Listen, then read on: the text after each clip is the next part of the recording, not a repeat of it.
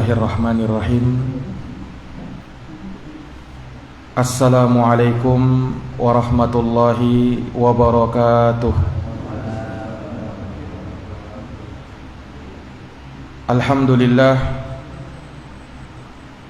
Alhamdulillahi ala ihsanih wa syukru lahu ala taufiqihi wa amtinanih. Ashhadu an la ilaha illallah wahdahu la syarika lah ta'ziman li sya'nih, wa ashhadu anna Muhammadan abduhu wa rasuluh ad-da'i ila ridwanih, sallallahu alaihi wa ala alihi wa sahbihi wa ikhwani wa sallama tasliman katsira, amma ba'd.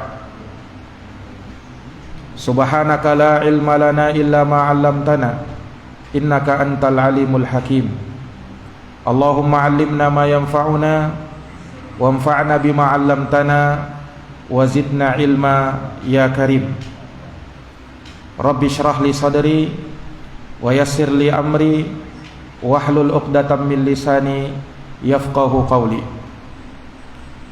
Ma'asyiral muslimin wal muslimat, al ikhwa wal akhwat, bapak-bapak, saudara-saudara sekalian, jamaah salat maghrib yang dirahmati dan dimuliakan oleh Allah Subhanahu wa taala.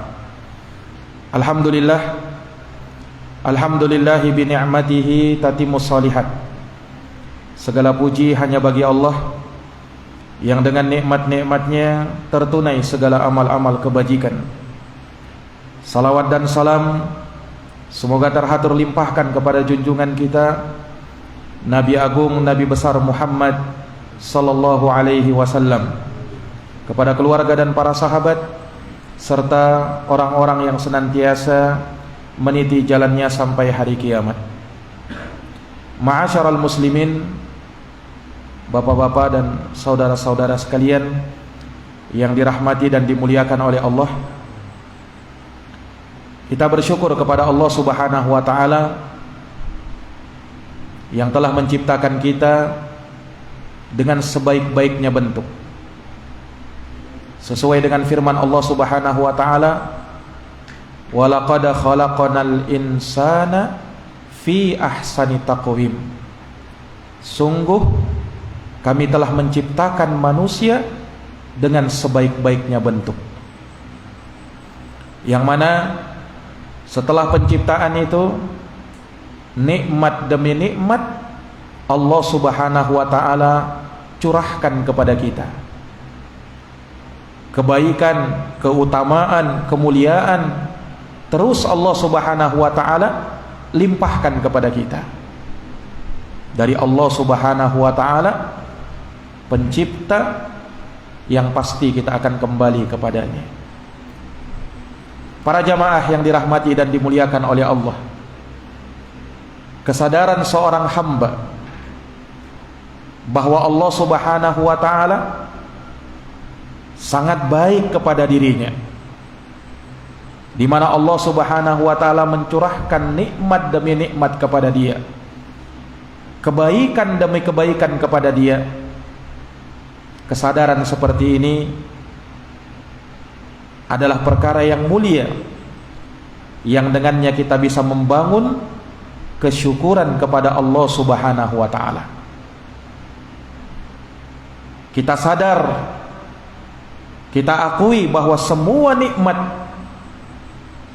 baik yang ada pada diri kita maupun yang ada pada orang lain, semuanya bersumber dari Allah Subhanahu wa taala Rabbul Alamin. Wa ma bikum min ni'matin faminallah. Tak satu pun nikmat yang ada pada kalian, kata Allah, kecuali semuanya bersumber dari Allah Subhanahu wa taala. Maka kesadaran yang seperti ini tentunya akan membantu kita untuk semakin mewujudkan kesyukuran kepada Allah, menjadi hamba yang bersyukur. Inilah sifat para nabi dan para rasul Allah Subhanahu wa taala. Lihat Nabi Nuh alaihi salam, seorang nabi yang merupakan ulul azmi, yang punya tingkat kesabaran, ketabahan yang luar biasa, ketika menghadapi kaumnya. Allah memuji Nabi Nuh alaihi salam dalam Quran dengan dua sifat kemuliaan. Allah berfirman, innahu kana abdan syakura. Sesungguhnya Nabi Nuh alaihi salam itu adalah hamba Allah yang bersyukur kepadanya. Perhatikan jamaah sekalian, bagaimana Allah mensifatkan Nabi Nuh sebagai hamba yang bersyukur kepada Allah. Ini dua sifat kemuliaan, dan memang kedua sifat ini tidak bisa lepas antara satu dengan yang lainnya. Seorang hamba yang baik, manakala dia memperhamba kepada Allah, dibangun di atas syukurnya dia kepada Allah. Dan kesyukuran kepada Allah subhanahu wa ta'ala yang paling besar manakala kita wujudkan dalam bentuk penghambaan kepadanya. Makanya dua hal ini sekaligus diperintahkan di dalam Quran. Balillaha fa'bud wa kum minasyakirin. Bahkan hanya kepada Allah kalian beribadah, dan jadilah kalian hamba yang bersyukur kepada Allah subhanahu wa ta'ala. Perhatikan jamaah sekalian. Makanya jenjang yang seperti inilah yang senantiasa diupayakan oleh Nabi kita Muhammad sallallahu alaihi wasallam. Beliau membangun ibadah beliau, dasarnya, landasannya karena kesyukurannya kepada Allah subhanahu wa ta'ala. Makanya Nabi kita Muhammad sallallahu alaihi wasallam orang yang paling hebat ibadahnya kepada Allah, tak tersaingi, tak tertandingi. Lihat Nabi kita Muhammad SAW, karena terlalu seringnya rukuk dan sujud kepada Allah, sampai bengkak-bengkak lututnya Nabi SAW, Pak. Sampai bengkak-bengkak lututnya Nabi, karena terlalu seringnya rukuk dan sujud kepada Allah. Nah, keadaan ini membuat istri tercinta beliau, Aisyah radhiyallahu anha, bertanya kepada Nabi, ya Rasulullah, lima tasna'u dzalik? Ada apa ya Rasul? Mengapa engkau melakukan ibadah yang hebat seperti ini? Wa qad ghafarallahu laka ma taqaddama min dambika wa ma ta'akhkhar. Bukankah Allah sudah mengampuni dosa-dosamu, baik yang lalu dan yang akan datang? Nabi sudah dijamin, Pak. Kenapa ibadahmu begitu hebat? Tanya Aisyah radhiyallahu anha. Maka Rasulullah menjawab, ya Aisyah, afala akunu abdan syakura. Wahai Aisyah, tidakkah saya ini menjadi hamba yang bersyukur? Lihat, tidakkah saya menjadi hamba Allah subhanahu wa ta'ala yang bersyukur kepadanya? Ini menunjukkan bahwa Nabi SAW tatkala beribadah kepada Allah, landasannya, dasarnya untuk mewujudkan kesyukuran kepada Allah subhanahu wa ta'ala. Ini para jamaah sekalian yang dirahmati oleh Allah.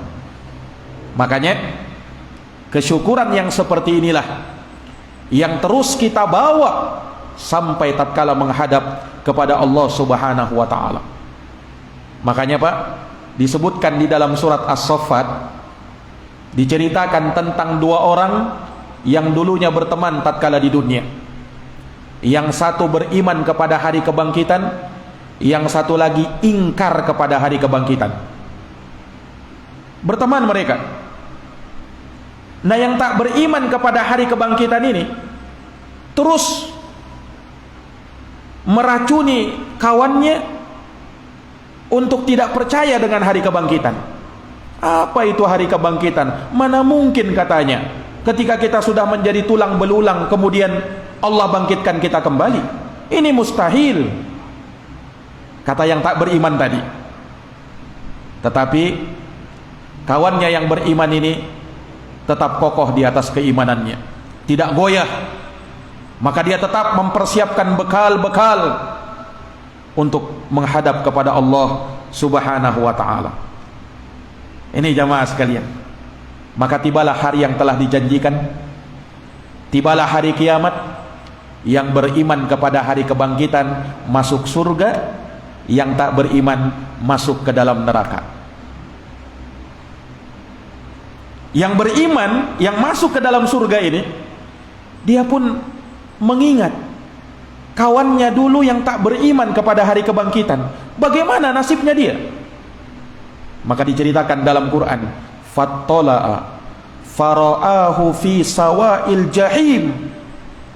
Maka dia pun melihat, menengok saudaranya, menengok kawannya kemarin yang ada di dunia. Ternyata kawannya tersebut masuk ke dalam neraka, berada di dalam neraka yang menyala-nyala, tersiksa di dalam neraka.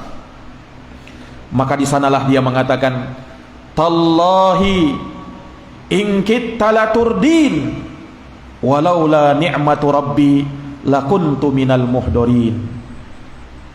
Kata orang ini, kata kawannya yang beriman ini, demi Allah, hampir-hampir saja kamu menyesatkan saya. Karena di dunia dia selalu mempengaruhinya. Hampir saja saya ini tersesatkan. Kemudian dia berkata, walaula ni'matu rabbi, andaikan bukan karena nikmat yang Allah berikan kepada saya, lakuntu minal muhdorin, maka niscaya pastilah saya termasuk orang-orang yang merugi. Perhatikan jamaah sekalian, bagaimana dia mengungkap selamatnya dia dari kekafiran kepada Allah, dimasukkan ke dalam surga, diselamatkan dari api neraka. Dia ungkap bahwa semua ini karena nikmat yang Allah Subhanahu wa taala berikan kepada saya. Iya, nikmat yang saya syukuri dengan betul-betul memperhamba diri kepada Allah, dengan betul-betul beribadah kepada Allah Subhanahu wa taala, dan istiqomah sampai ia meninggal dunia. Ini para jamaah sekalian, makanya beribadah itu sampai kita meninggal dunia. Iya, wa'bud rabbaka hatta ya'tiyakal yakin. Beribadah kamu kepada Tuhanmu sampai datang yang pasti datang, yaitu kematian. Ini para jamaah yang dirahmati dan dimuliakan oleh Allah. Maka syukuri segala nikmat. Allah Subhanahu wa taala akan tambahkan nikmat itu. Janji dari Allah, la in syakartum la azidannakum. Kalau kalian bersyukur, maka pasti aku akan tambahkan nikmat itu kepada kalian. Wala in kafartum, tapi kalau kalian ingkar terhadap nikmatku, ingat, inna adabi lasyadid, sesungguhnya azabku sangatlah pedih. Para jamaah yang dirahmati dan dimuliakan oleh Allah, nah nikmat yang Allah Subhanahu wa taala berikan kepada kita sangat banyak.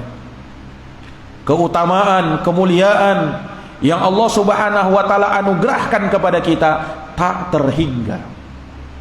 Sampai Allah katakan dalam Quran, wa in ta'uddu ni'matallahi la tuhsuha.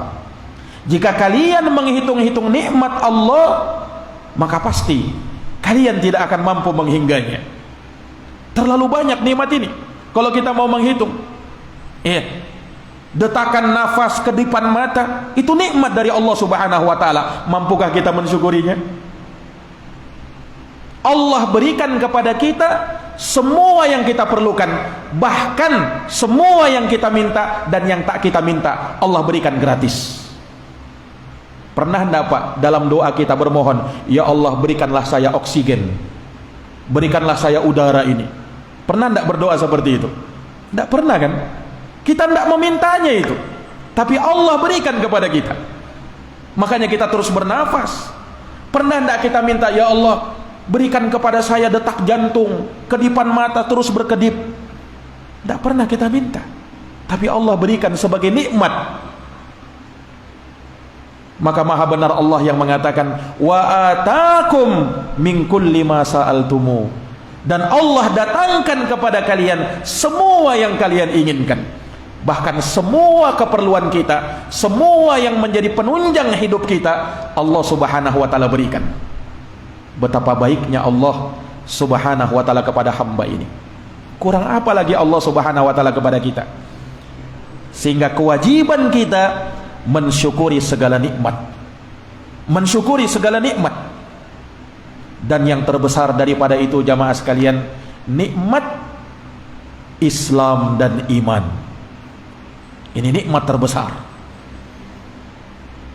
Nikmat ketika Allah Subhanahu wa ta'ala berikan kesempatan kepada kita untuk lapang hati kita, lapang dada kita, menyatakan keislaman kita, bersyahadat asyhadu an la ilaha illallah wa asyhadu anna Muhammadar Rasulullah.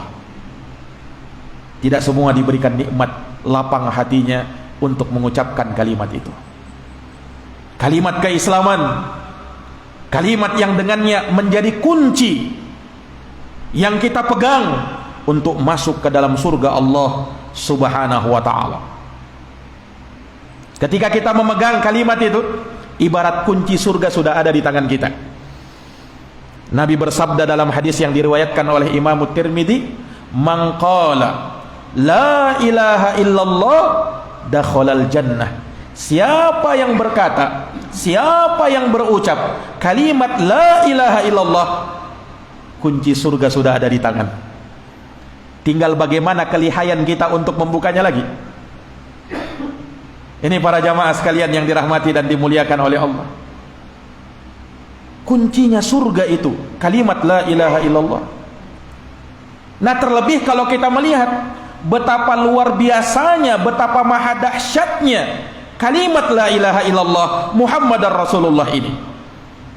Disebutkan Pak dalam hadis yang diriwayatkan oleh Imam Al-Bukhari dalam kitabnya Al-Adabul Mufrad dari sahabat Abdullah bin Amr bin Al-As radhiyallahu anhuma.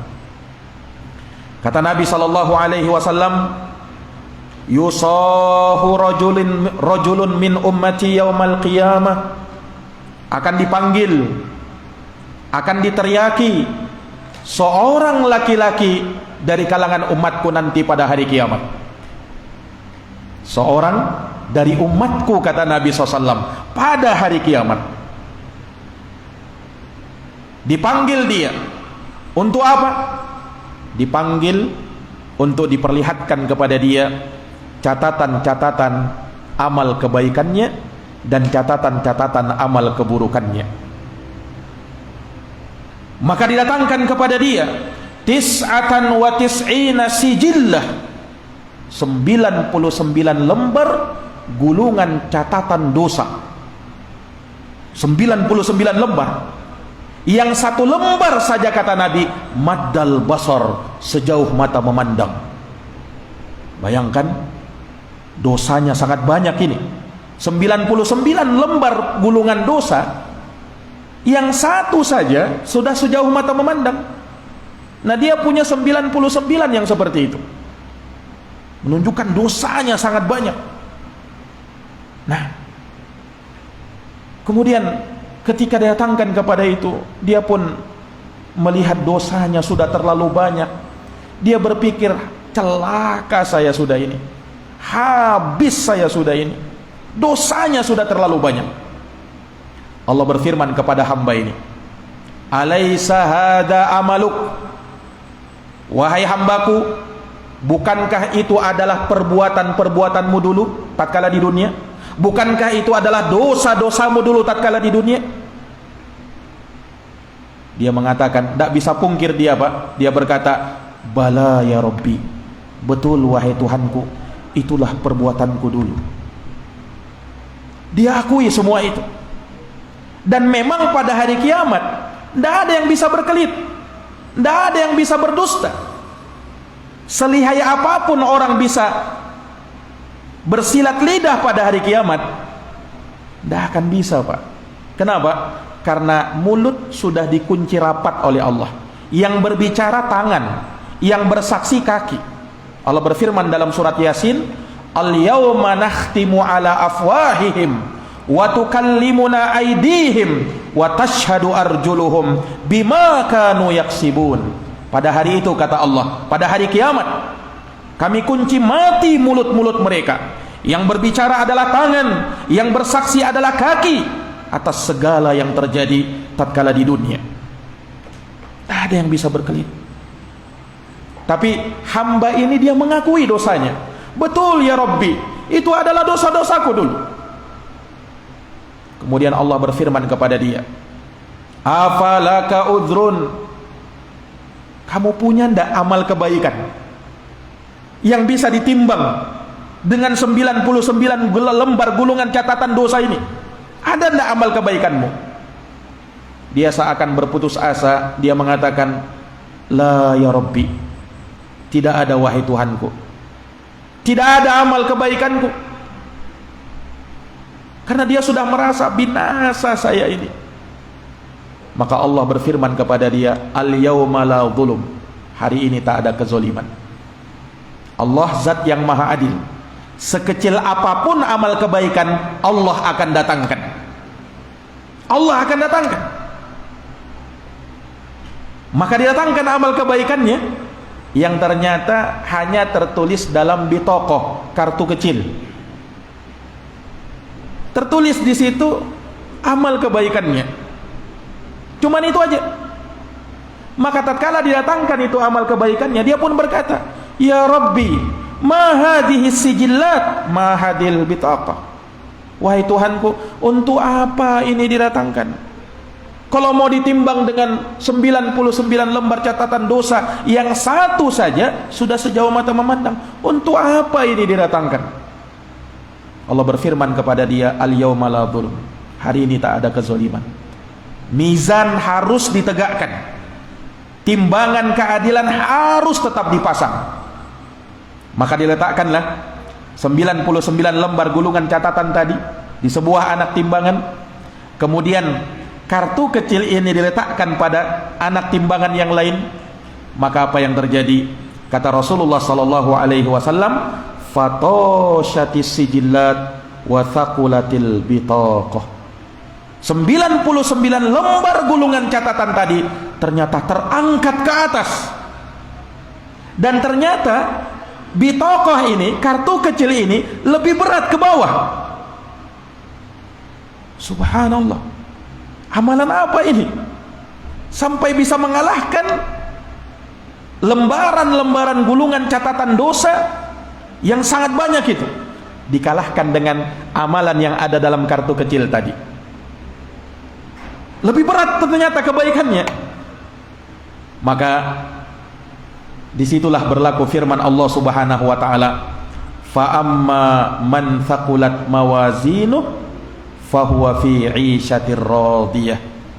Adapun mereka-mereka yang lebih berat amalan kebaikannya, timbangan kebaikannya, maka dia berada dalam kehidupan yang diridhoi. Artinya masuk surga. Nah, ini orang berhasil selamat dari api neraka, masuk ke dalam surga, lepas dari belenggu ikatan dosa yang dia lakukan tatkala di dunia. Karena sebab apa? Amalan yang terdapat dalam kartu kecil tadi. Amalan apa, Pak? Yang terdapat dalam kartu kecil itu, dibuka amalannya, ternyata tertulis di situ, asyhadu alla ilaha illallah wa asyhadu anna Muhammadar Rasulullah. Allahu Akbar. Ternyata syahadat. Ternyata syahadat yang menyelamatkan dia, yang sangat berat di timbangan. Ini para jamaah sekalian, makanya maha dahsyat kalimat itu. Itu yang menjadi selamat kita, yang menjadi penyelamat bagi kita tatkala kita berjumpa dengan Allah Subhanahu wa taala. Ini jamaah sekalian yang dirahmati dan dimuliakan oleh Allah. Dalam hadis yang lain, mirip dengan ini juga, tapi dalam kisah yang lain, diriwayatkan oleh Imam Ahmad dalam kitabnya Al-Musnad, juga dari sahabat Abdullah bin Amr bin Al-As radhiyallahu ta'ala an. Nabi mengisahkan bahwa Nabi Nuh alaihi salam pernah bersabda kepada anaknya tatkala dia mau meninggal dunia, anna Nuhan alaihi salam qala li ibnihi inda mautih. Nabi Nuh alaihi salam pernah bersabda kepada anaknya tatkala dia mau meninggal dunia. Lihat apa wasiatnya Nabi Nuh alaihissalam kepada putranya. Kata Nabi Nuh, amuruka bila ilaha illallah. Wahai anakku, aku perintahkan kamu, aku wasiatkan kamu untuk berla ilaha illallah. Wasiatnya Nabi Nuh. Wasiat untuk apa? Memegang kalimat la ilaha illallah itu. Lah kenapa? Nabi Nuh melanjutkan, lau anna samawati saba wal aradina saba wudi'at fi kiffah wa la ilaha illallah fi kiffah rajahat bihinna la ilaha illallah.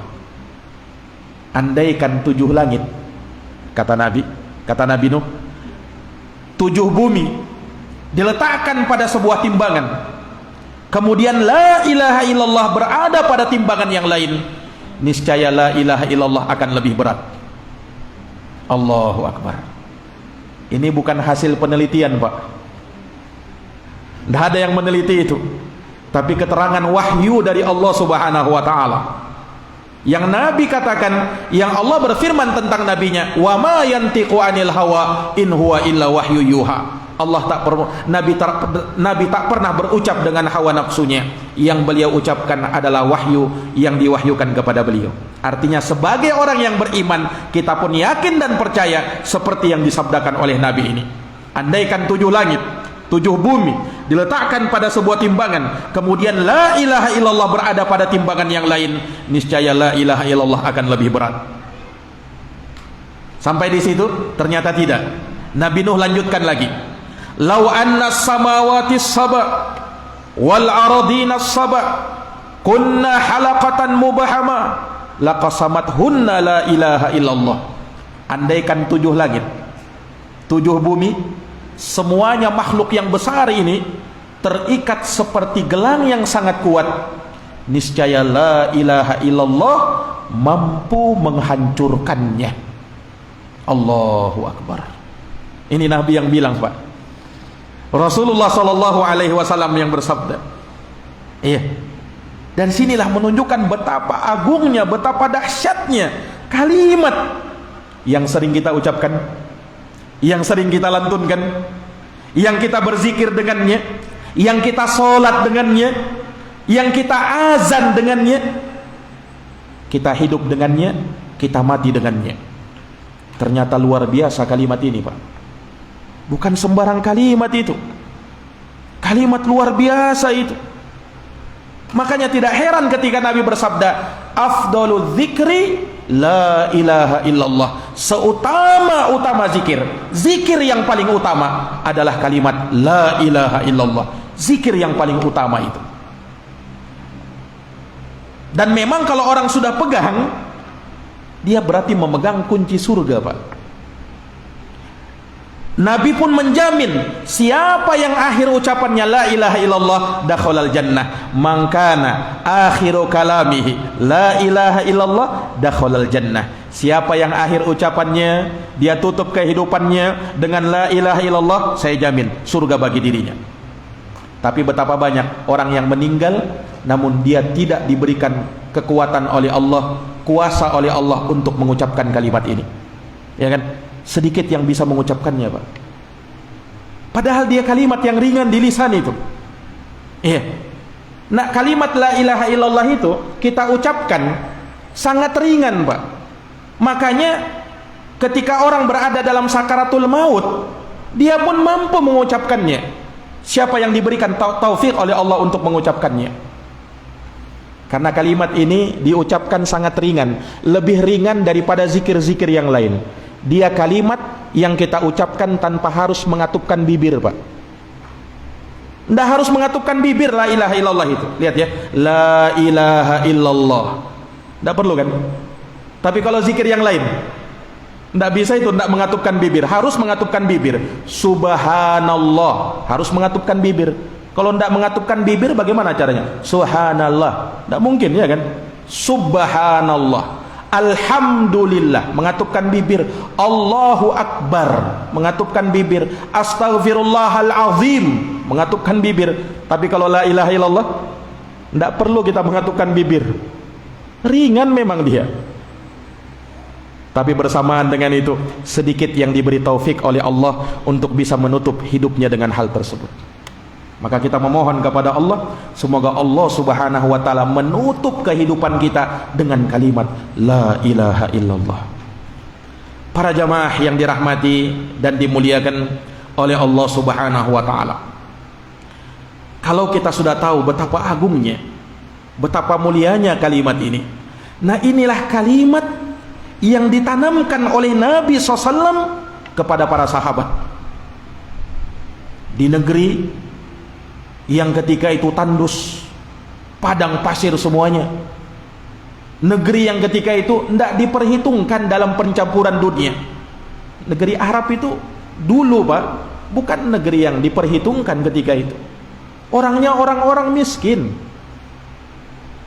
Tapi subhanallah, ketika Nabi datang, Nabi terutus, lihat, Nabi ajarkan kalimat ini kepada para sahabat, tertanam pada diri sahabat, melahirkan kekuatan yang dahsyat, yang sampai ketika itu mengalahkan dua negara adik kuasa tatkala itu, Romawi dan Persia, tunduk di hadapan umat Islam. Ini para jamaah sekalian. Nah ini tidak lain dan tidak bukan karena hebatnya kalimat ini tertanam. Ketika iman sudah tertanam kuat di dalam hati, ya, maka tidak peduli lagi itu.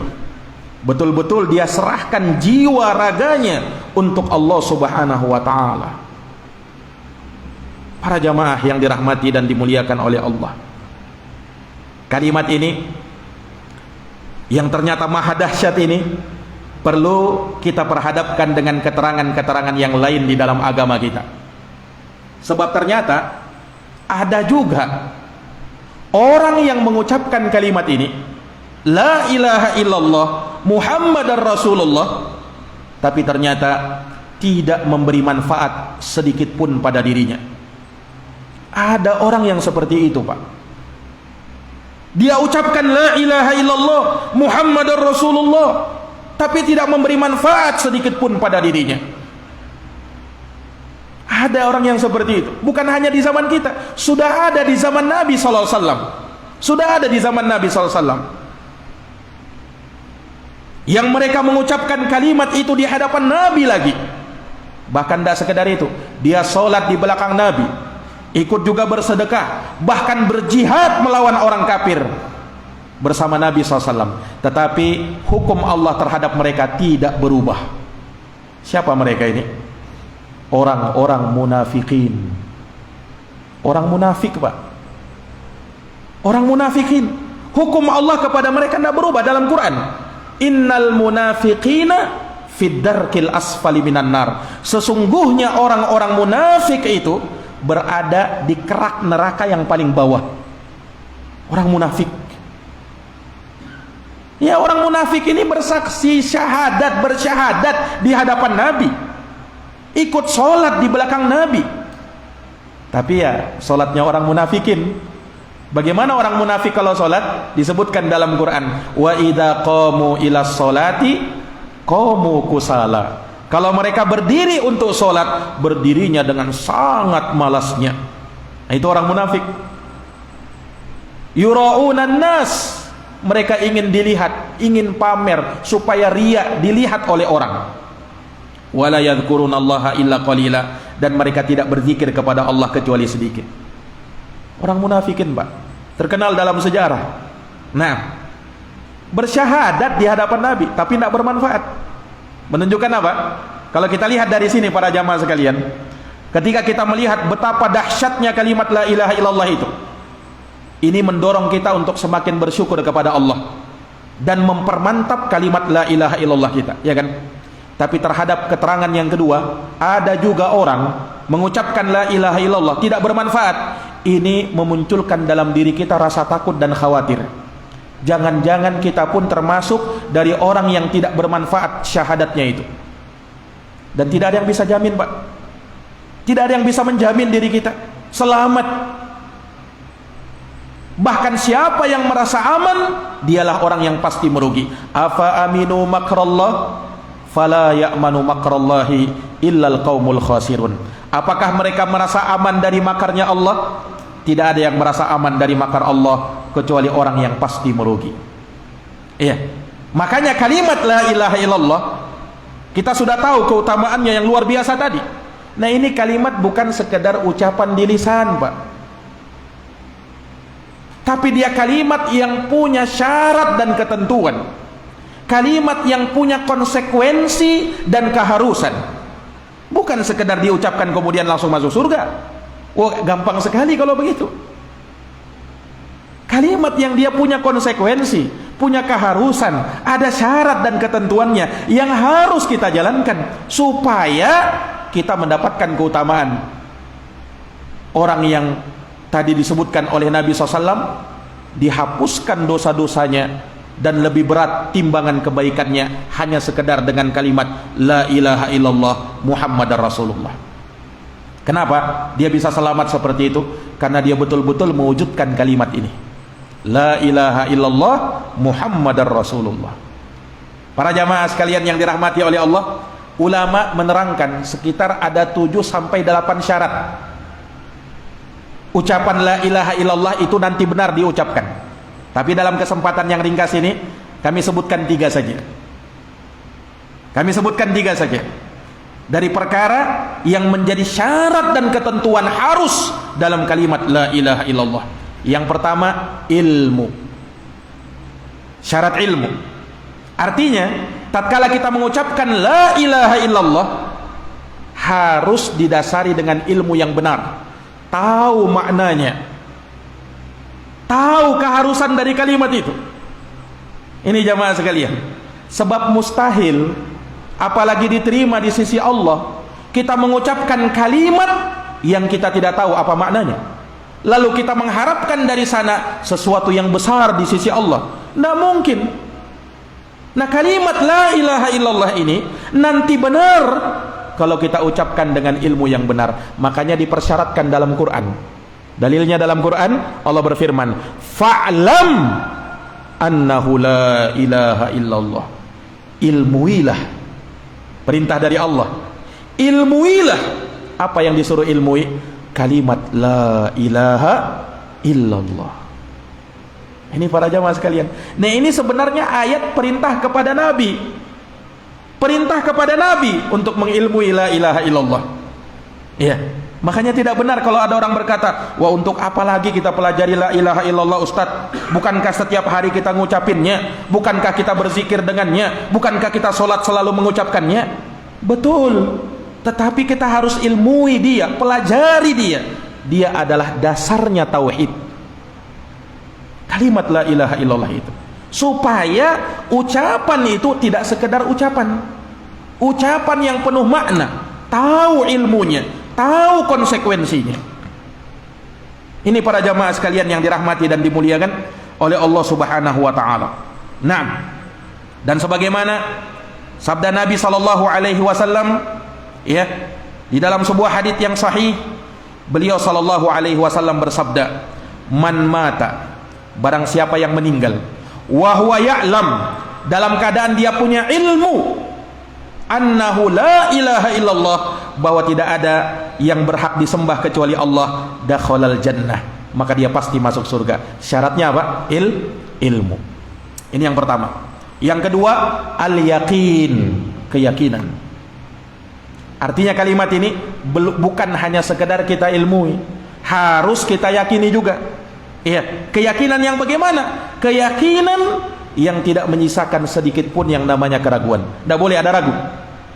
Inilah makna dari firman Allah, innamal mu'minun alladzina amanu billahi wa rasulih thumma lam yartabu. Sesungguhnya orang-orang yang beriman, hanyalah orang-orang yang beriman adalah mereka yang beriman kepada Allah dan Rasulnya, kemudian mereka tidak ragu dengan keimanan itu. Tidak ada keraguan.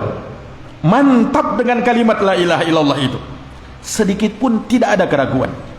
Dan sebagaimana sabda Nabi sallallahu alaihi wasallam, asyhadu an la ilaha illallah wa anni rasulullah, la yalqallahu bihima abdun ghairu syakin fihima illa dakhalal jannah.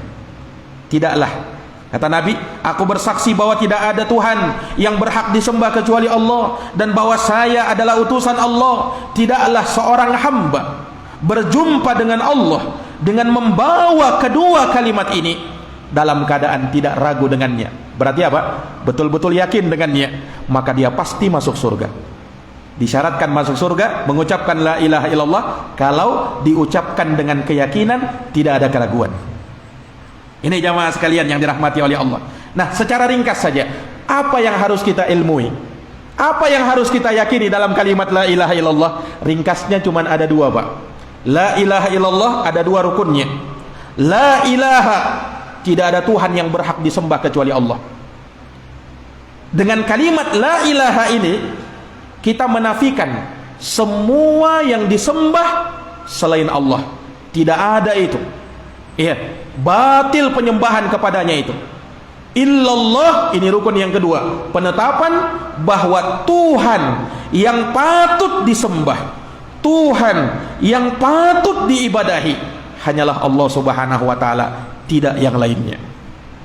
Ini jamaah sekalian yang dirahmati dan dimuliakan oleh Allah.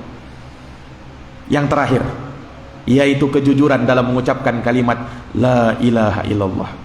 Iya, kejujuran dalam mengucapkan kalimat la ilaha illallah, sebagaimana disabdakan oleh Nabi, ma min ahadin yashhadu an la ilaha illallah sidqan min qalbih illa harramahullahu 'alan nar. Tidaklah seorang hamba yang bersaksi la ilaha illallah Muhammadar Rasulullah sidqan min qalbih, dalam keadaan jujur dari dalam hatinya, kecuali Allah haramkan baginya surga. Harus ada kejujuran. Ini para jamaah sekalian. Jadi kalau dia mengaku mengucapkan la ilaha illallah, namun dia tidak jujur dengan kalimat itu, dia masih saja percaya sama dukun, dia masih percaya dengan benda-benda yang dikeramatkan, dia masih mempercayai jimat. Ini tidak jujur dengan kalimat la ilaha illallah. Kalau jujur dengan kalimat la ilaha illallah, semua selain Allah harus dibuang. Jimat-jimat dia buang, sebab Nabi mengatakan man ta'allaqa tamimatan faqad asyrak. Siapa yang menggantungkan jimat, maka dia telah berbuat syirik. Tak boleh, Pak, menggantungkan jimat. Ini bisa mencacati akidah kita. Iya. Kalau benar kalimat la ilaha illallahnya, maka dia tidak akan percaya sama dukun. Sebab Nabi bersabda, man atakahinan aw arrafan fasa'alahu an syai'in lam tuqbal lahu salatun arba'ina yauman wa fi riwayah arba'ina lailah. Siapa yang datang kepada dukun, percaya kepada ucapan si dukun, salatnya tidak diterima 40 hari 40 malam. Ini Nabi yang bilang, Pak. Karena itu mencacati kalimat la ilaha illallah yang kita ucapkan. Orang yang berla ilaha illallah, buang semua selain Allah. Yang dia percaya, yang dia bersandar, yang dia bertawakal hanya Allah Subhanahu wa taala. Wa 'alallahi fatawakkalu in kuntum mu'minin. Hanya kepada Allah kalian bertawakal jika kalian adalah orang-orang yang beriman.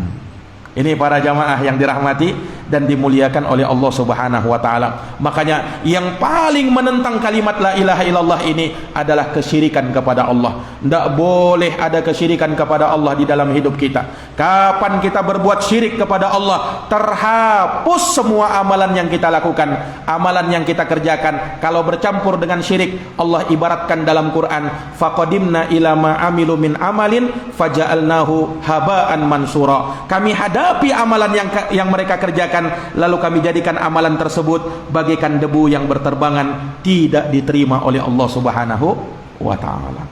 Para jamaah yang dirahmati dan dimuliakan oleh Allah Subhanahu wa taala, mungkin demikian yang bisa kami sampaikan, yang bisa kami paparkan. Semoga bermanfaat bagi diri kami dan bagi jamaah seluruhnya, dan semoga bisa menambah ilmu kita tentang agama kita, menambah keimanan dan ketakwaan kita kepada Allah Subhanahu wa taala, dan semoga Allah Subhanahu wa taala mengokohkan kita di atas kalimat la ilaha illallah Muhammadar Rasulullah sampai akhir hayat kita, ditutup dengan kalimat tersebut dengan husnul khotimah dan dijauhkan dari yang namanya su'ul khatimah. Innahu waliyyu dzalika wal qadiru alaih.